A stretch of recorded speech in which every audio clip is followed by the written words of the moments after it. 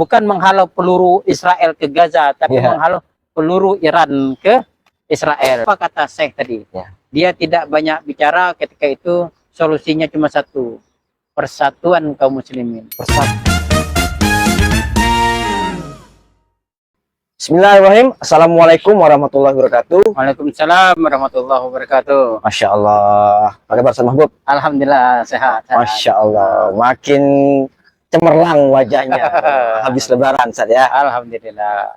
Masya Allah. Alhamdulillah hari ini jumpa ya di channel Mahbub Cerkasi.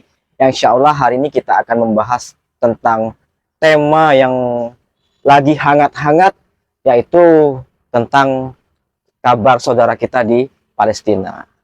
Nah, apalagi nih kalau kita lihat tuh di banyak tuh seliweran di media sosial, di berita itu tentang serangan Iran ke Israel.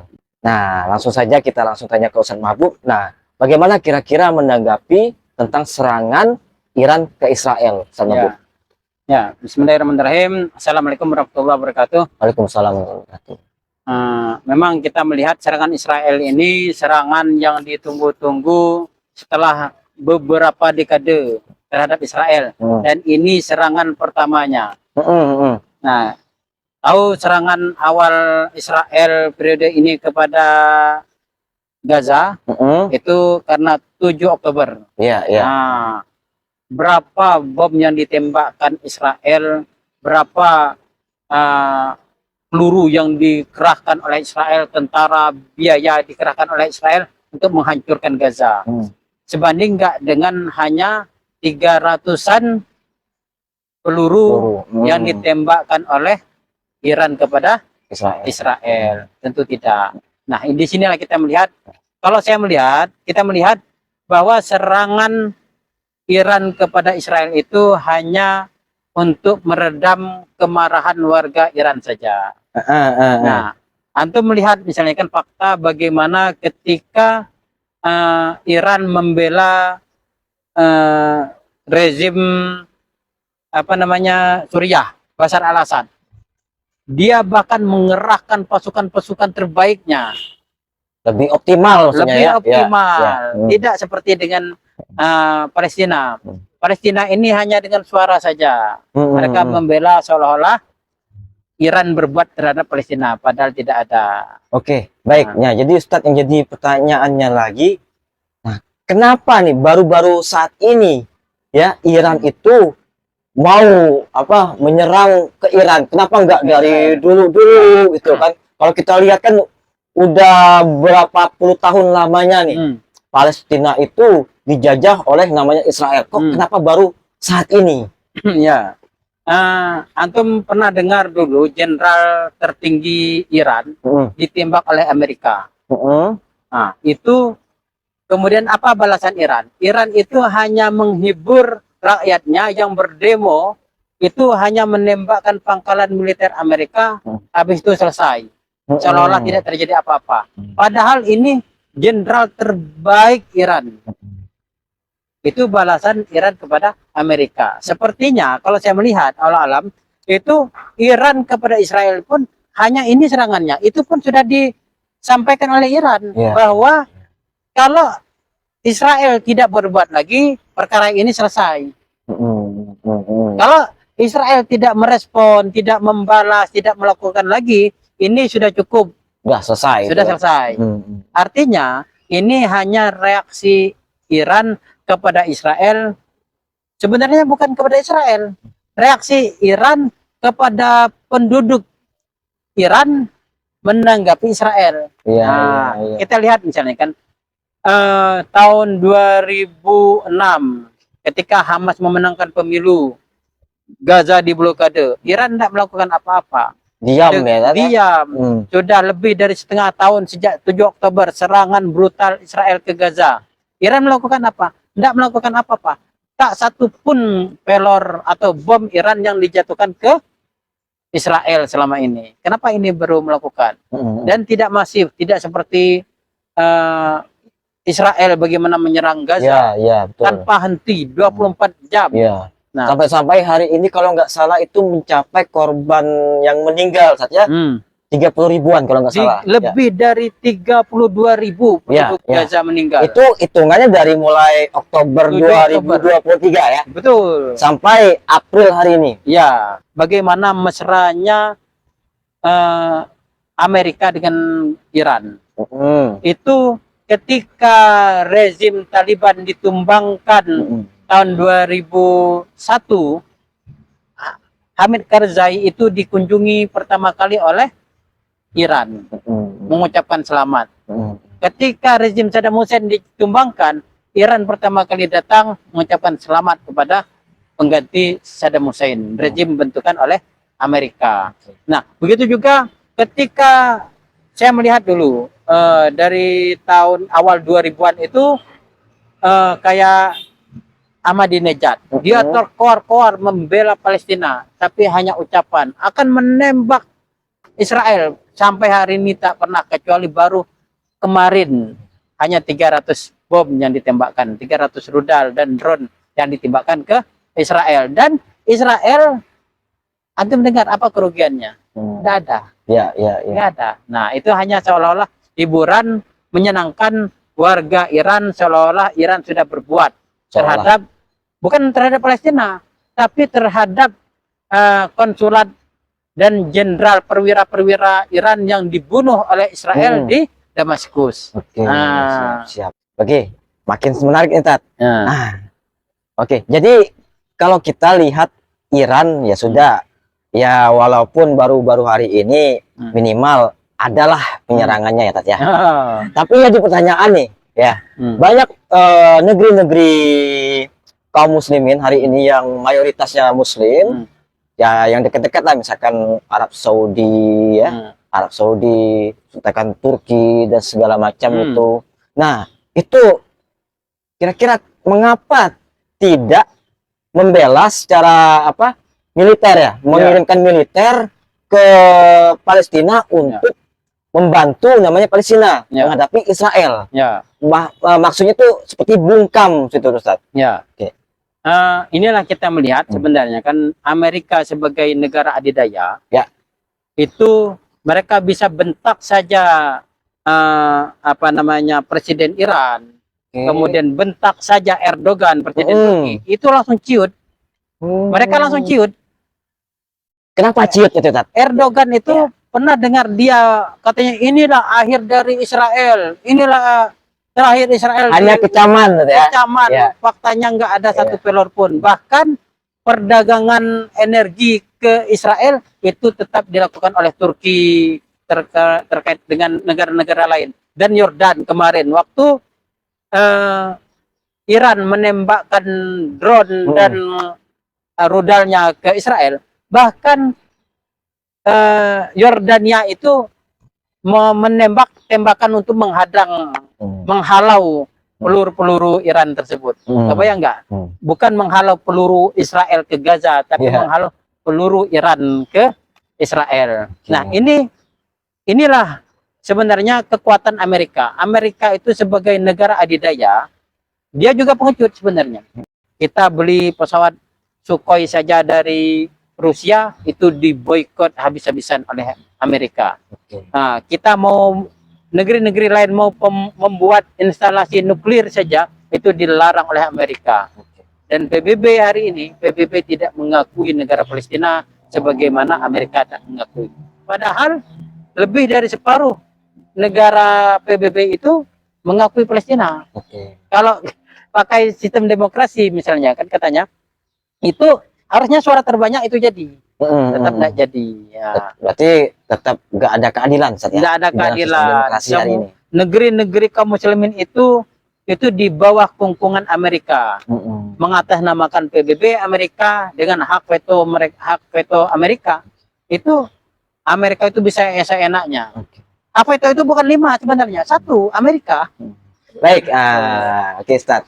Nah, jadi kalau kita lihat juga ada ya walaupun tidak secara apa ya penuh ya negara-negara Muslim khususnya ya membantu Palestina, tapi setidaknya ada kontribusi seperti mengirim obat-obatan, makanan, uang dan sebagainya. Apakah menurut Ustadz itu cukup untuk solusi Palestina hari ini?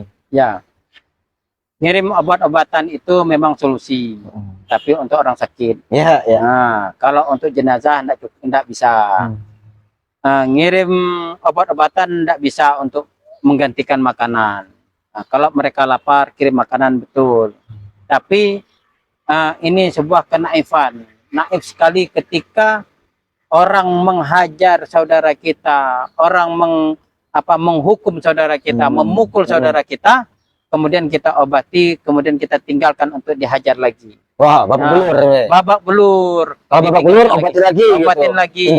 Tinggal. Antum tahu berapa tahun kita membangun Masjid Istiqlal di Gaza? Itu sekitar 5 tahun mungkin.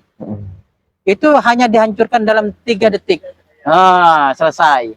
Bayangkan upaya kita yang bertahun-tahun dibiarkan Israel mau menghancurkannya hanya dalam waktu 3 detik. Dalam sekejap langsung hancur. Mata habis. Nah, seperti itu. Jadi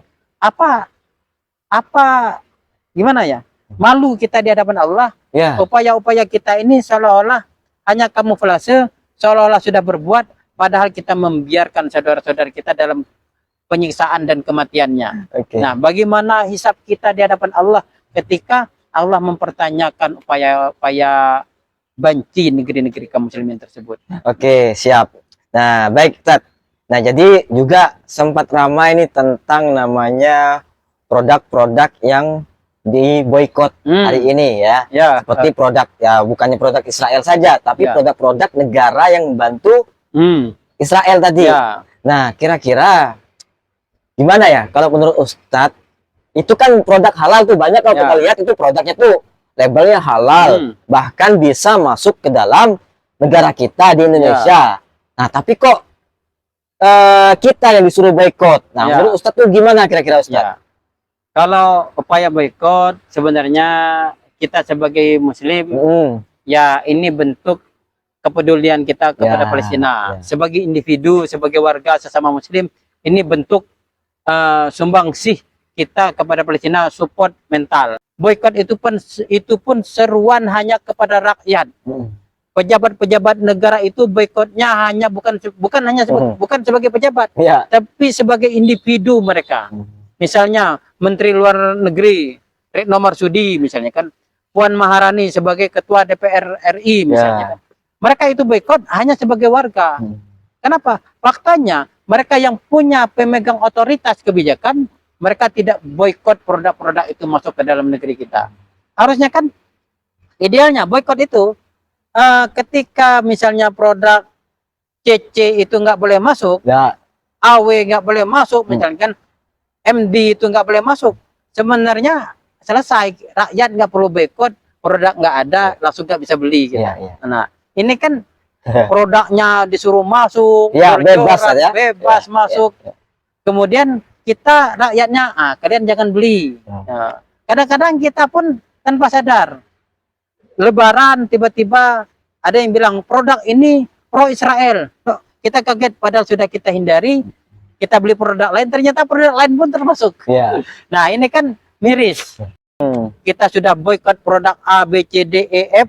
Ternyata produk G ini kita nggak tahu ini pro Israel. Ternyata ada di rumah kita. Atau misalkan nih waktu Lebaran kemarin kan, rupanya di dalam THR-nya itu ada produk Israel. Nah, jadi masa harus dibuang tadi?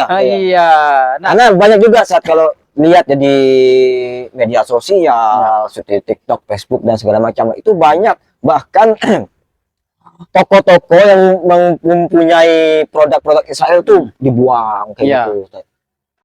Nah, ini kan kalau kita menuntut orang melakukan itu, enak saja kita nuntutnya. Misalnya Bang Reda beli, mohon maaf misalnya beli Sprite misalnya kan, tiba-tiba sudah ada di rumah, kata orang buang, enak saja orang suruh buang. Kita pakai uang nih beli nih. Coba mereka yang beli produk itu yang membuang, mereka ganti rugi. Ini kalian buang, ini ganti rugi uangnya, kan lebih enak kita kan. Kita dengan keuangan terbatas, dengan finansial yang terbatas, kadang-kadang terasa sulit melakukan hal-hal seperti itu. Kadang kita sudah berusaha misalnya kan beli produk produk mandi, gosok gigi dan lain-lain. Kita sudah hindari produk-produk pro Israel. Tiba-tiba anak kita bilang, Mi, ini produk ini pro Israel katanya. Nah, kan miris kita. Sebenarnya apa sih yang terjadi? Ini semata-mata karena produk itu boleh masuk. Coba produk itu negara yang boikot. Ya, betul. Nggak masuk gitu kan. Ketika produk Israel itu nggak masuk, nggak perlu kita susah-susah boikot produk Israel. Oke, Ustaz. Oke. Yang jadi pertanyaan lagi nih, Ustaz. Kan ini bebas nih produk-produk Israel atau pro Israel itu masuk ke negeri kita Indonesia hari ini. Nah, kira-kira kenapa ya negara ini maksudnya tuh takut atau apalah untuk memboikot secara penuh agar produk tersebut tidak masuk ke negara kita? Ya, sebenarnya inilah sikap-sikap benci pemimpin-pemimpin kaum muslimin, negeri-negeri kaum muslimin itu. Mereka menyuruhkan seolah-olah sudah berbuat, padahal mereka itu menyuruhkan itu hanya untuk menghibur hati kaum muslimin saja. Di sisi yang lain, mereka butuh kerjasama dengan Amerika, bahkan mendukung seperti itu. Nah, kemarin misalnya kan dulu ada pemain sepak bola negara Israel itu, bahkan utusan negara Israel itu bermain di Indonesia.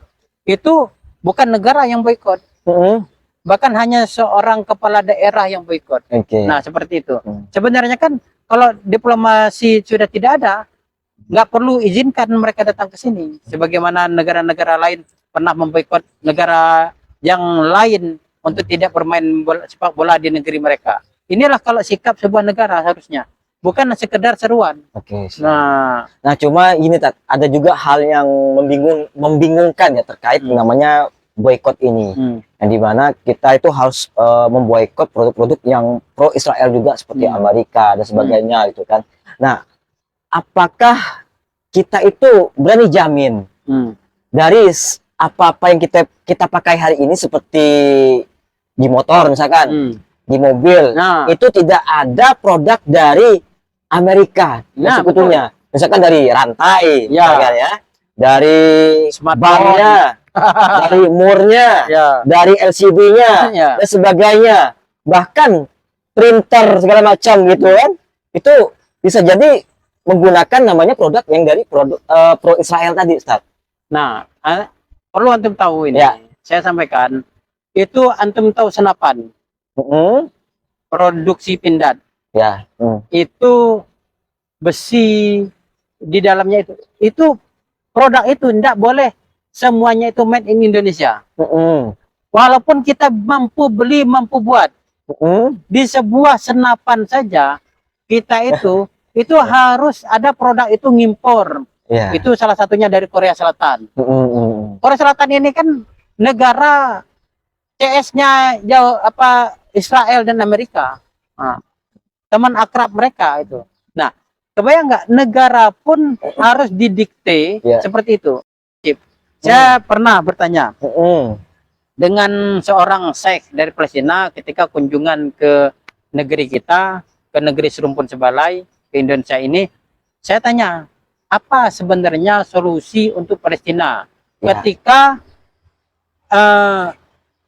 bantuan sudah dikucurkan, tenaga relawan sudah kita kerahkan, kemudian kecaman sudah kita ucapkan, berbuih-buih mulut kita melakukan seperti itu, doa sudah kita panjatkan, tetapi Palestina masih tetap terjajah. Apa sebenarnya solusi konkret dari Palestina itu? Apa kata Syekh tadi? Dia tidak banyak bicara ketika itu, solusinya cuma satu, persatuan kaum muslimin. Persatuan kaum muslimin di seluruh dunia. Seluruh, Ustaz ya? Seluruh. Nah, jadi maksudnya solusinya itu bukan obat-obatan, bukan makanan, bukan boikot. Nah, boikot paling efektif itu oleh negara. Produk itu nggak bisa masuk. Nah, ini kita baru berbicara problem di Palestina tadi. Belum lagi kita berbicara tentang di Uighur, ya. Belum lagi tentang saudara kita di Rohingya, segala macam itu kan. Nah, tadi Ustadz bilang yang namanya tentang persatuan. Maksudnya persatuan ini seperti apa, Tat? Apakah maksudnya gambarannya kaum muslimin bersatu seluruh dunia itu seperti apa Tat, maksudnya? Ya, saya dulu pernah kuliah yang diajarkan dibimbing oleh dosen itu tentara. Oke. Nah, mereka kolonel jenderal pangkatnya. Itu saya tanya, salahkah ketika misalkan dulu Irian bergabung ke Indonesia, Timur Timur bergabung ke Indonesia? Tentu kan tidak jawabannya. Dosen itu jawab tidak. Kemudian bagaimana kalau seandainya Australia jadi Indonesia Utara, Indonesia Selatan, kemudian Malaysia jadi Indonesia Utara, kemudian dan negeri-negeri kaum muslimin yang lain bersatu dengan Indonesia menjadi sebuah negara Islam, apakah itu salah? Kan tentu jawabannya tidak. Nah, persatuan seperti inilah yang perlu dilakukan. Kita lihat misalnya seperti Eropa, ada Uni Eropa. Eropa itu bisa bersatu di bawah Uni Eropa. Kemudian seperti Amerika, negara-negara sekutunya bergabung dengan NATO, kekuatannya satu. Seperti itu. Nah, tapi Barat itu, Eropa itu, Amerika dan sekutunya itu yang berideologi sekuler itu, mereka mengkhawatirkan persatuan kaum muslimin. Pertanyaan antum tadi, bagaimana persatuan kaum muslimin? Persatuan kaum muslimin sebagaimana dahulu sebelum negeri kaum muslimin ini terpecah belah. Antum tahu Indonesia merdeka tahun berapa? 1945. 1945. Arab Saudi 1926. Nah, negeri-negeri itu pasti terbentuknya itu setelah 1924. Setelah nggak jauh ya bedanya tadi. Iya, pokoknya semuanya itu. Saya pernah bertanya kepada seorang kiai. Apa nama negara Indonesia sebelum merdeka? Apa nama Malaysia sebelum merdeka? Apa nama Mesir sebelum merdeka? Nama negaranya, bukan nama wilayah. Kenapa merdekanya itu setelah 1924? Itu karena jawabannya cuma satu. Karena negara dulu itu adalah Khilafah Islamiyah, yang berpusat di Turki Utsmani, yang terakhirnya itu, dan semua negeri kaum muslimin itu bersatu di bawah satu kepemimpinan tersebut. Nah, yang jadi pertanyaan kan banyak nih problem di Palestina hari ini, ya, para ulama, para ustadz bahkan sering kita lihat di aksi-aksi itu untuk memerdekakan Palestina. Nah, merdeka itu seperti apa, Tat? Kalau dimerdekakan artinya kan semakin jajah. Itu maksudnya seperti apa, Tat? Merdeka itu seperti apa harusnya? Ya. Sebenarnya kan merdeka ini kita merdeka dalam rangka ketaatan kepada Allah. Merdeka itu. Nah, kemudian kedaulatan negara kita itu memang berdaulat sepenuhnya, bukan masih dalam cengkeraman.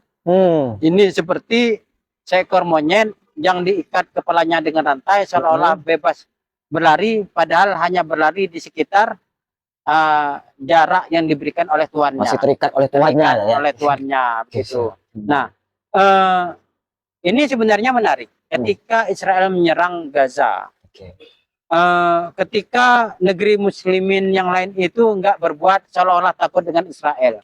Antum mau tahu kekuatan Israel itu hanya kekuatan nomor 18 di dunia. 18 terkuat di dunia. Berarti masih ada yang lebih kuat lagi, Ustaz, ya? Pakistan itu bahkan nomor 7. Mesir itu lebih kuat dari Israel. Arab Saudi lebih kuat dari Israel. Indonesia bahkan nomor 13. Nah, sebenarnya cukup satu negara Mesir mengalahkan Israel itu bisa. Karena dia kekuatan nomor 13 di dunia. Nah, seperti itu. Cuma masalahnya nomor di belakang Israel ini ada negara adidaya Amerika.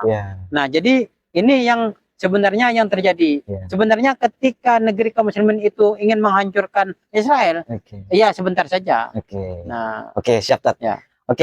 Nah, jadi tolong untuk closing statementnya, Tat, untuk podcast kita pada hari ini apa kira-kira? Ya, wahai kaum muslimin, perlu kita menyadari semua bahwa persoalan Palestina itu tidak selesai dengan aksinya Iran dengan hanya menembakkan 300 pelornya. Tidak cukup dengan hanya kita negara Indonesia memboikot produk Israel. Tidak cukup hanya melihat Houthi dan Hizbullah menembakkan rudalnya ke Israel. Tidak cukup. Tapi butuh aksi yang nyata, persatuan kaum muslimin yang kita kekuatan militer kaum muslimin itu menyerang Israel.